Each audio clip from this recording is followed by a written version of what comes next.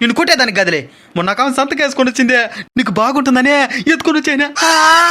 నీ చివరి కోరిక ఏదైనా ఉంటే చెప్పినైనా తీరుస్తానా. నా మనవరాలు పెళ్లి చూసి చచ్చిపోతానైనా. నా కూతురికి 14 సంవత్సరాలే, ఇప్పుడే అట్టి పెళ్లి చేస్తావో? మా కాలంలో 12-14 ఏళ్ళకే పెళ్లి చేసుకుని పిల్లకాయలు కన్నాం. అందుకే మా అమ్మ మా చిన్నప్పుడే చనిపోయింది. మొన్న పక్క వీధి రామయ్య కూతురికి చిన్న వయసులోనే పెళ్లి చేస్తే అత్తమామల వేధింపులు తట్టుకోలేకుండా పురుగులు మందాగేసింది. కష్టాలను ఎదుర్కొని నిలబడాలన్నా వాళ్ళకు ఒక మానసిక వయసు ఉండాలైనా, లేదంటే ఇలాంటి అనర్థాలే జరుగుతాయి. అందుకే ప్రభుత్వం పెళ్లికి ఒక వయసుని నిర్ధారించింది. ఏమీ తెలియని ఈ వయసులోనే వాళ్ళ ఒళ్ళోకి ఒక బిడ్డను అప్పగిస్తే వాళ్ళని ఎలా పెంచగలుగుతారనైనా? ఈ వయసులో వాళ్ళు పుస్తకాల బరువును మోయాలి గానీ బిడ్డల బరువు కాదు. ఈరోజు నీ కోరిక కోసం నా కూతురు భవిష్యత్తుని నేను నాశనం చేయలేను. నా కూతురు నేను బాగా చదివిస్తాను.